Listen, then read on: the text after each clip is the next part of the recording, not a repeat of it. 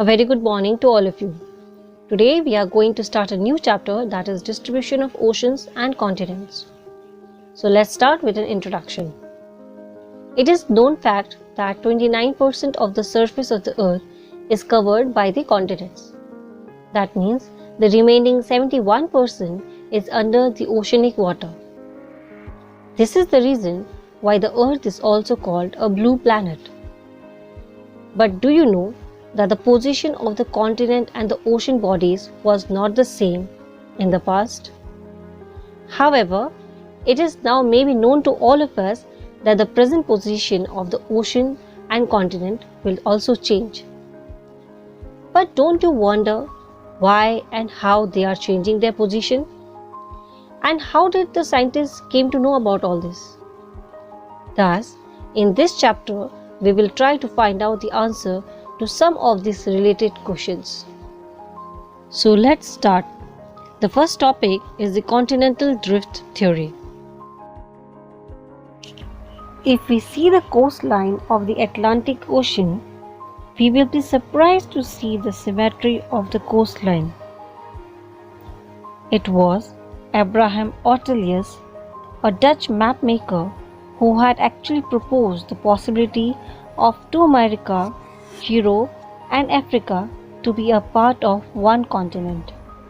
He had proposed this in 1596, and it was Antonio Pellegrini who actually drew a map showing the three continents together.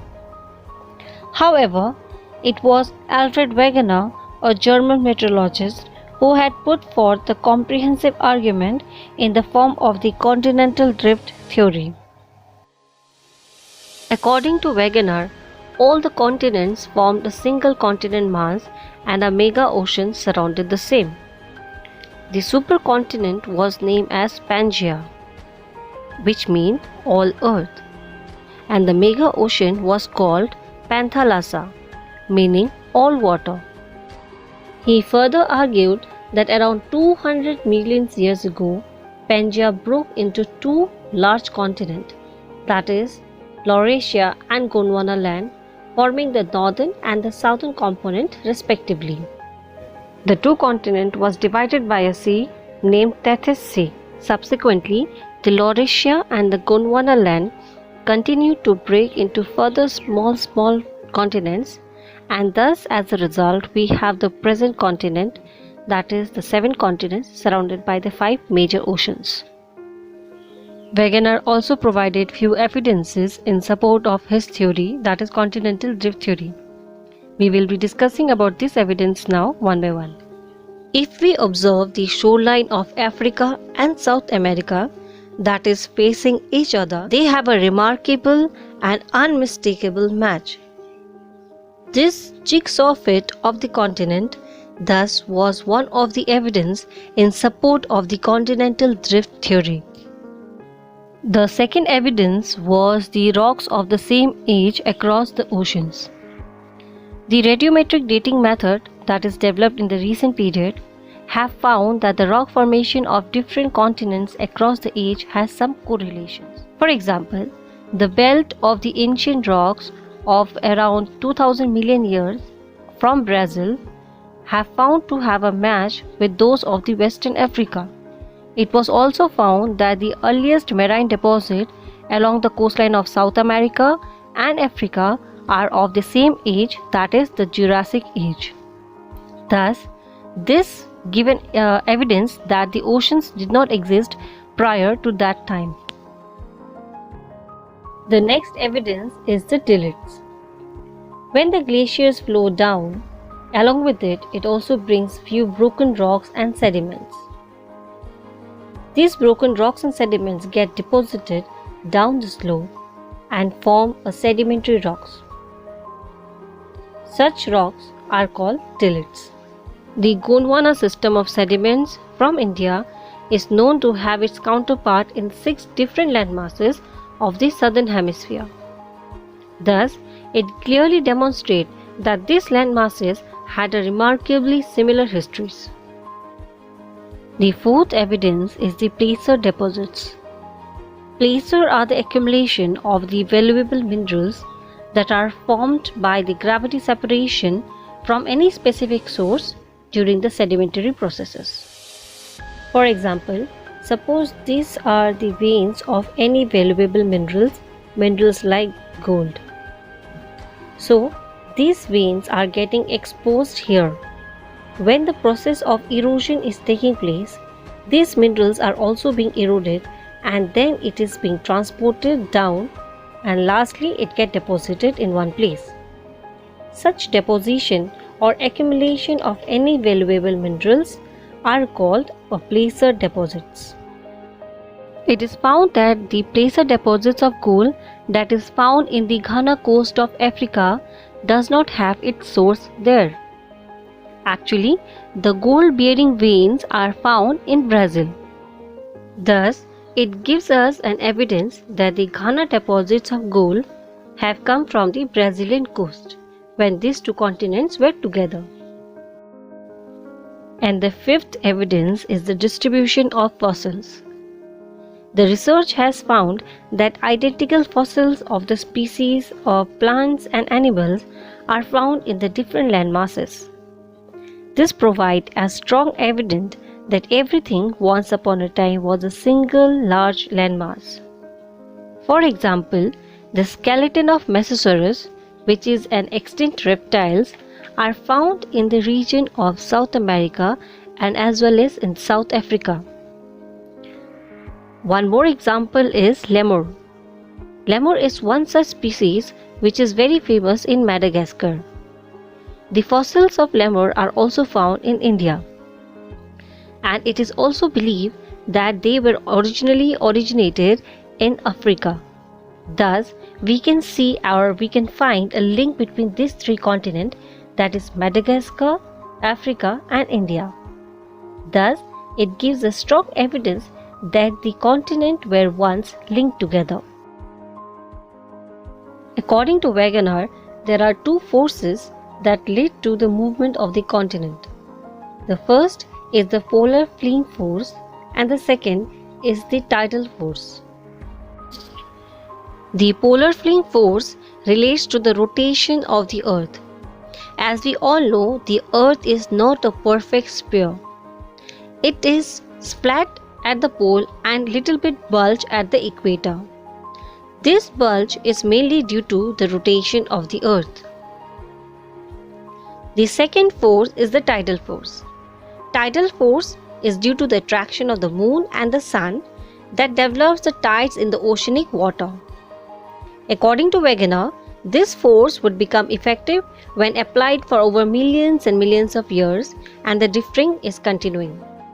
Now moving to the next topic is the post-drift studies.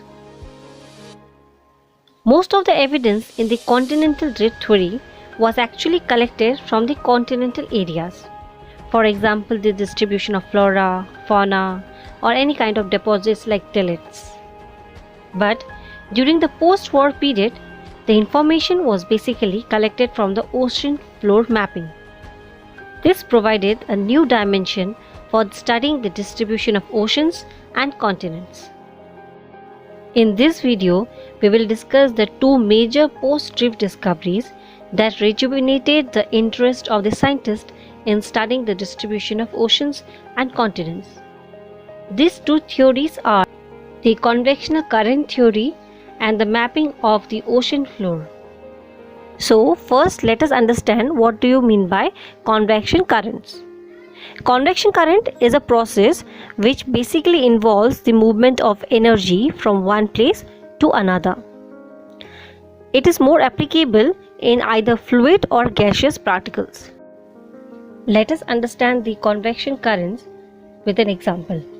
Now, suppose that you have put two wooden blocks in the water and then you have put that water to boil.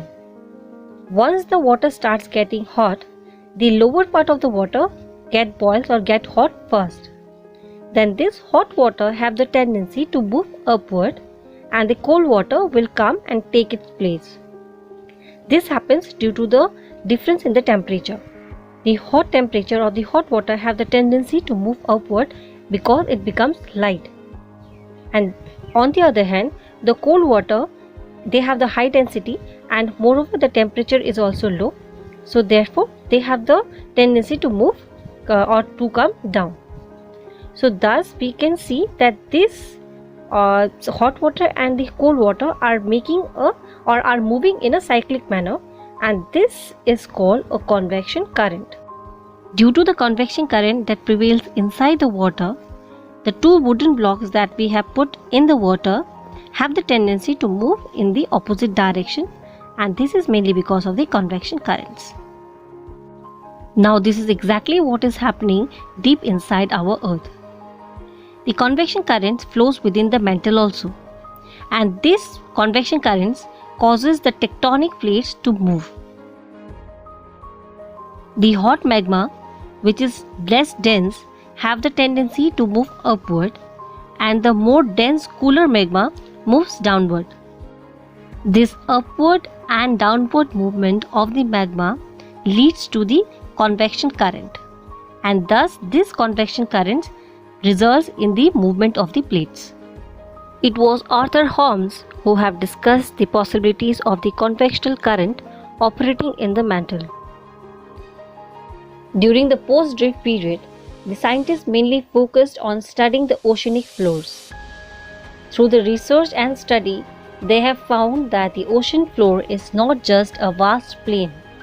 Rather, it consists of many features like the submerged mountain ranges, ridges, deep trenches, etc. The mid-oceanic ridges were found to be most active in terms of the volcanic eruptions. The scientists have also studied the rocks of the oceanic crust. From the study, they have found that the oceanic crust rocks are much younger than the continental areas. The studies have also found that the rocks on the either side of the crest of the oceanic ridges have remarkable similarities in both terms of the constituents and in terms of their age. The ocean floor is broadly segmented into three major divisions based on the depth and configurations. These are the continental margins, the deep sea basins, and the mid-oceanic ridges. The continental margin forms the transition between the continental shores and the deep sea basins. The continental margin includes the continental shelf, continental slope, continental rise, and the deep oceanic trenches. The deep oceanic trenches are the steep depressions that are found in the deepest part of the oceans. The second division is the deep sea basins. These are the extensive plains that lies between the continental margin and the mid-oceanic ridge. The abyssal plain are the area where the continental sediments that move beyond the margin get deposited. Now the third and the last division is the mid-oceanic ridges. The mid-oceanic ridges are the interconnected mountain system which is within the oceans. This is the longest mountain chain on the surface of the earth, which is now submerged under the oceanic water. The mid-oceanic ridge is characterized by the central rift system at the crest, which is the zone of intense volcanic activity. So that's all in this video. As the chapter is very lengthy, so the remaining part of the chapter will be explained in my next video. So for the better understanding of the chapter, stay tuned. Thank you all for watching.